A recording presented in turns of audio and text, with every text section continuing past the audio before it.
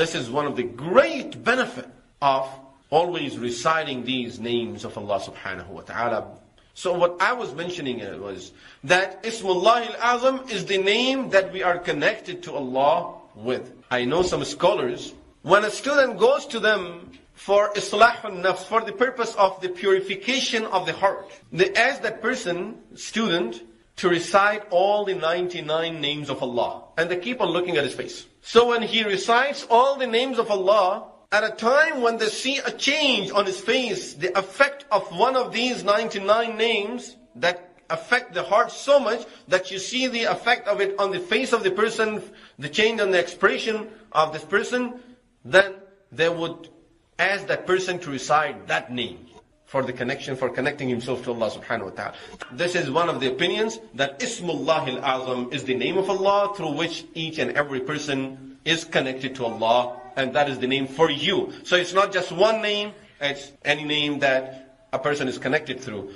Many of these scholars are of the opinion that Ismullah Al-Azam is the name Allah, because this is the name that is used the most everywhere. In Quran, in the Ahadith, and in our ibadahs. For example, in Quran al-Kareem, this name is used 2,698 times. But when you hear the adhan and the iqamah carefully, you will realize the adhan starts with the name Allah. Allahu Akbar, Allahu Akbar. It also ends at the name Allah. La ilaha illallah. As starts with Allah, ends with Allah, and same thing. Iqamah starts with Allah and ends with Allah. Salah starts with Allahu Akbar, Allah, and ends at Assalamu alaikum wa rahmatullah. This is one of the wisdom scholars have mentioned for not adding wa barakatuh at the end of the salam. That don't say Assalamu alaikum wa rahmatullahi wa barakatuh, because then you are adding one more word after the name of Allah. Also, the second reason, another reason that scholars have mentioned for it is that all the other names of Allah, they talk about one of the attributes of Allah. For example, when we say Ar-Rahman, it talks about the merciful one. So it talks about the mercy of Allah. When we talk about Ar-Razzaq, it talks about Allah being the provider, the sustainer. So all the attributes of Allah, they refer to one of the attributes of Allah. All the other names are referring to one attribute. But the word Allah, it refers to Allah Himself with all of His attributes, with all of His names and attributes. So it has to be Ismullah Al-Azam because it refers to not few attributes. It refers to Allah Himself.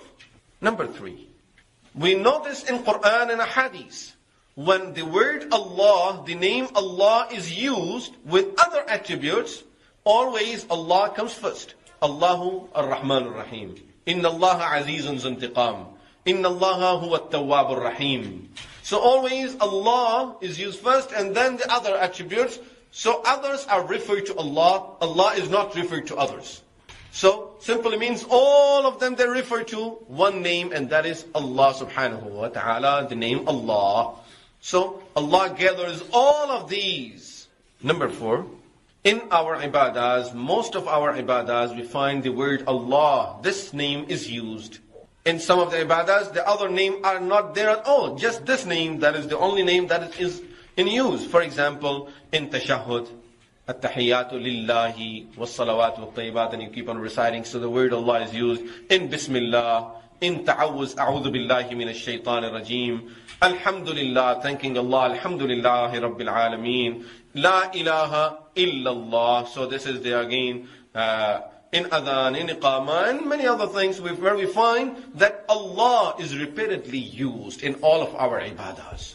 And more use shows that this is the one that gathers all the others within it. And therefore, that when we use this, as if we have used all the other ones also, does not mean that we should just limit ourselves to it, but we are talking about what is Ismullah Al-Azam. All the Anbiya alayhimus salatu wassalam used this name of Allah.